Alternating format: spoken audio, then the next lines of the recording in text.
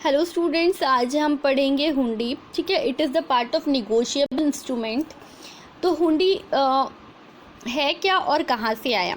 ठीक है, according to the old age transaction of business transaction in India, hundi is a negotiable instrument which is available in the various vernacular language in the country.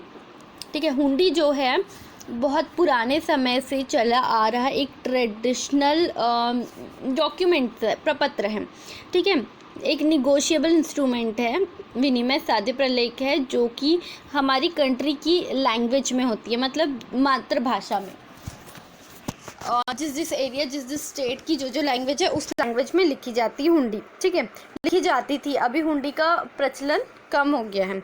The word has come out from the Sanskrit word हुंडी which means to collect. हुंडी word जो है संस्कृत के word से आया है, संस्कृत के शब्द से आया हुंडी, जिसका मतलब होता है टू कलेक्ट करना। They are somehow related to the bill of exchange.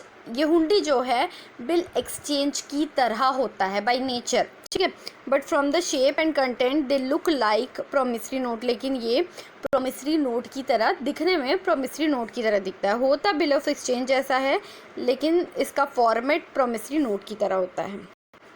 अब आगे बढ़ते हैं। Hundi is a negotiable instrument but it is not necessary to be bill of exchange given as in the act. Hundi एक negotiable instrument है, लेकिन इसको ये नहीं बोल सकते कि ये बिल ऑफ एक्सचेंज की तरह ही होगा। जो निगोशिएबल इंस्ट्रूमेंट 1881 में बिल ऑफ एक्सचेंज के लिए जो बनाया गया है, एज इट इज़ सेम नहीं है, बस उसी की तरह है।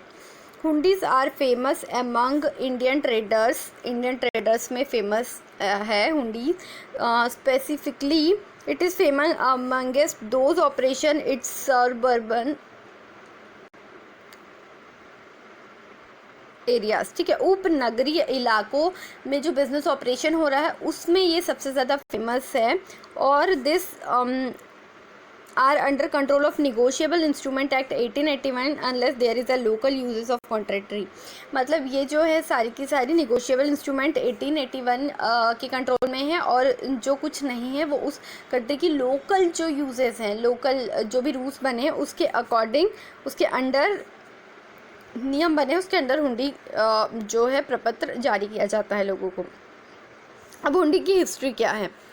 हुंडी have a big long historical background in India. हुंडी का एक बहुत पुराना, लंबे समय से चली आ रही ये एक ऐसा प्रपत्र है जिसको पुराने ज़माने में साहूकार लोगों के ज़माने में यूज़ किया जाता था, और इसका अस्तित्व कब से है? 16th सेंचुरी से।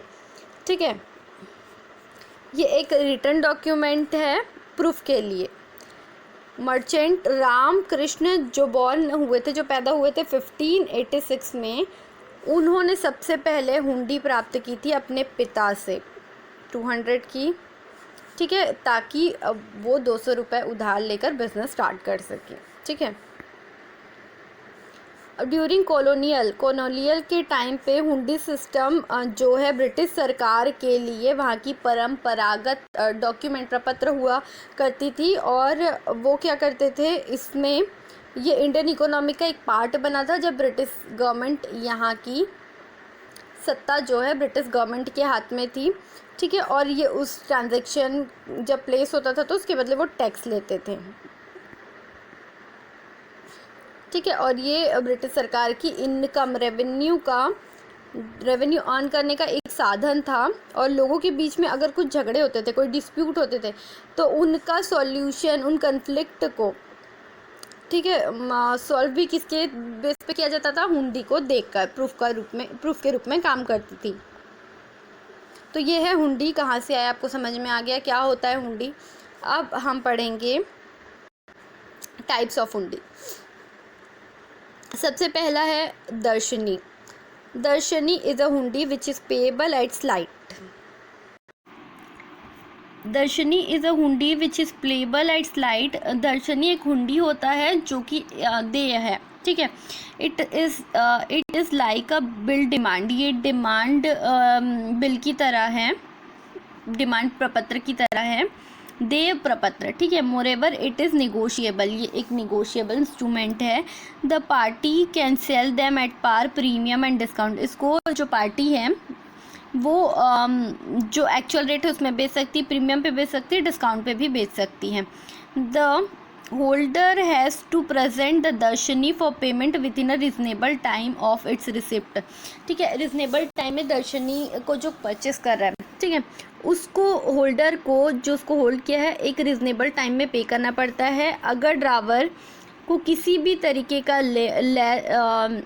लॉस होता है, डिले करता है प्रेजेंटेशन में, तो वो होल्डर उसके लिए रिस्पॉन्सिबल होगा। ठीक है, नेक्स्ट है मिदाई, मियादई, मियादी। ठीक है, इट इज़ ऑल्सो कॉल्ड मुद्दती। मियादी is something which is payable after a certain time period like time bill. ठीक है, मियादी जो है उसको मुद्दती भी कहते हैं, और ये टाइम बिल की तरह रहता है। एक टाइम पीरियड पे करना रहता है, एक लिमिटेड टाइम रहता है। Banker generally provide loans from the security of such hundis. ठीक है, sahyog, this is the hundi made payable only to the shah, a respectable person to the financial worth and suspectable in the market. It is freely transferable but it not payable to the bearer. Generally it is similar to the cross cheque. मतलब ये किसी respected जिस पे लिखा गया है उसको ही पे किया जा सकता है, जो उस चेक को होल्ड करते हैं। जैसे चेक है, बियरर होल्ड कर रहा है, तो उस होल्डर के ऊपर नहीं लिखते, ये क्रॉस चेक की तरह होता है। ठीक है, Nam Jog, under this hundi the amount is payable to the party whose name is on it. ठीक है, उसको नामजोग में उस पार्टी को पे किया जाता है जिसके नाम पर वो लिखा गया हो। जैसे चेक किसी के नाम पे लिखा गया है तो उसी को पे होगा। वैसी नामजोग जो हुंडी का एक टाइप है जिसमें जिसके ऊपर लिखा गया है उसी को पे किया जा सकता है। Such an instrument is similar to the bill of exchange payable on order. Bill of exchange जो ऑर्डर पे करते हैं उसकी तरह होता है। Dhani jog, dhani is a local terms mean owner.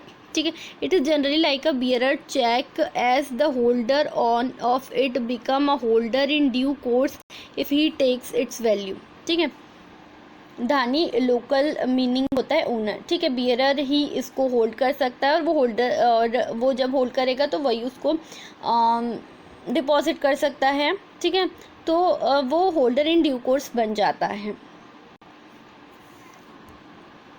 ये देखिए, यहाँ पे मैं आपको कुछ हुंडीज दिखा देती हूँ। ब्रिटिश इंडियन हुंडी है, ये इस तरीके की होती थी। ये ब्रिटिश इंडियन हुंडी।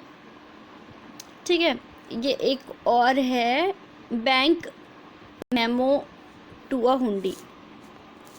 ठीक है, इस तरीके की हुंडीज हुआ करती थी पहले। ठीक है, फॉरेन बिल्स, ये है ऑप्टिमम हुंडी। तो इस तरीके की हुंडियाँ हुआ करती थी पहले ज़माने में।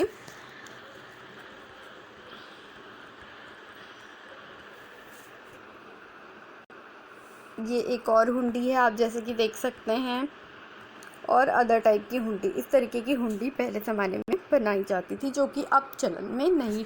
अब हुंडी का उपयोग लगभग समाप्त हो गया, इसका अस्तित्व लगभग समाप्त हो गया है। आई होप आपको अच्छे से समझ में आ गया होगा ये। इसके अलावा मैं आपको बताती हूँ, एक और होता है जोखमी हुंडी। ठीक है, तो द टर्म जोखमी हुंडी has come from the Hindi word जोखिम। ठीक है, जोखिम का हिंदी वर्ड जोखमी जो है हिंदी वर्ड के जोखिम से आया है, जिसका मतलब सबको पता है, रिस्क होता है। ठीक है, खतरा, रिस्क। ठीक है, it is generally drawn against a good shipped on a वेल्स and shows as risk involve in the shipment of goods. मतलब ये जनरली कहाँ पे यूज़ किया जाता है जोखमी हुंडी को? शिपिंग, जब गुड्स को हम जहाज में, ठीक है, शिप कर रहे रहते हैं, तो रिस्क ये रहता है कि हो सकता है शिप बीच में ही कुछ हो जाए, आंधी तूफान आ जाए, सामान नष्ट हो जाए, तो ये उस पर्पस से, ठीक है, उस वजह से जोखमी हुंडी का यूज़ किया जाता है। जोखमी हुंडी is a combination of bill of exchange and an insurance policy payable only when the goods reach in the safe and secure condition. ठीक है, जोखमी हुंडी बिल ऑफ एक्सचेंज और इंश्योरेंस पॉलिसी का ही कॉम्बिनेशन होता है, जो कि पेबल होता है। अगर किसी वजह से सामान को नुकसान हो गया, गुड्स को नुकसान पहुंच गया, तो वो जो है एक सिक्योरिटी प्रदान करता है, और अगर नुकसान होता है तो उसकी भरपाई करता है, किसको, भेजने वाले को भी और रिसीव करने वाले को। If anything happen wrongs to the goods during transit then the consignor cannot claim payment for the hundi from the consignee. Thus a जोखिम हुंडी safeguard the interest of both of the parties. अगर बीच में ही सामान कुछ हो गया तो जो सामान भेज रहा है उसके साथ तो वो लड़ाई नहीं कर सकता, ठीक है। इसलिए जोखिम हुंडी क्या है, दोनों के इंटरेस्ट, दोनों के अधिकारों को सेफ गार्ड, सिक्योरिटी, प्रोटेक्शन प्रदान करती है। It act as bill of exchange if a goods arrive securely. अगर ये सेफली गुड्स अराइव हो जाता है तो बिल ऑफ एक्सचेंज की तरह काम करता है। And if the goods lost or destroy on the transit such a bill act as insurance cover. मतलब इसका नेचर कैसा रहता है, अगर सही तरीके से, अच्छे तरीके से सेफली सामान पहुंच गया, गुड्स पहुंच गया, तो वो बिल ऑफ एक्सचेंज का काम करेगी। और किसी तरीके का नुकसान होता है तो जोखिम हुंडी इंश्योरेंस पॉलिसी होती है, उसका काम करेगी, ठीक है। आई होप ये समझ में आ गया होगा। अब देखते हैं थोड़ा सा hundi. Hundi refer to the financial instrument involves on the Indian subcontinent used in the trade and credit transaction. मतलब क्रेडिट और जो है ट्रेड ट्रांजेक्शन के लिए हुंडी का यूज़ किया जाता है। ये एक फाइनेंशियल इंस्ट्रूमेंट होता है as remittance instrument for transfer fund from one place to another place, as credit instrument to borrow money for trade transaction, as a bill of exchange, ठीक है। technically a hundi is a unconditional order in return made by a person directing another to pay a certain sum of money to the person named in the order। मतलब हुंडी जो है एक शर्त रहित प्रपत्र है जो कि लिखित होता है, जो एक स्पेसिफिक अमाउंट जो है किसी पर्सन के नाम पे लिखा जाता है, उसको पे करने का वचन दिया रहता है उसमें। Hundis being a part of informal system have no legal status and are not covered under the negotiable instrument act 1881। Negotiable instrument act 1881 के अंदर हुंडी जो है कनेक्टेड नहीं है, कवर्ड नहीं है। ये फॉर्मल सिस्टम नहीं है हुंडी। पुराने ज़माने में जो साहूकार लोग यूज़ करते थे, तो ये पुराने ज़माने का इनफॉर्मल सिस्टम है, though normally regarded as a bill of exchange. हम इसको बिल ऑफ एक्सचेंज की तरह भी बोल सकते हैं। They are more often use to equivalent of cheque issued by indigenous bankers, ठीक है। तो पहले के मैंने जैसे बताया साहूकार लोग यूज़ करते थे, इसको लीगल एंटिटी प्राप्त नहीं है, और ये निगोशिएबल इंस्ट्रूमेंट एक्ट 1881 के अंडर कनेक्ट नहीं है, इसलिए ये अलग से दिखाया जाता है। बट हम इसको एज एन पार्ट हुंडी को कह सकते हैं, ठीक है। आई होप आपको ये अच्छे से समझ में आ गया होगा।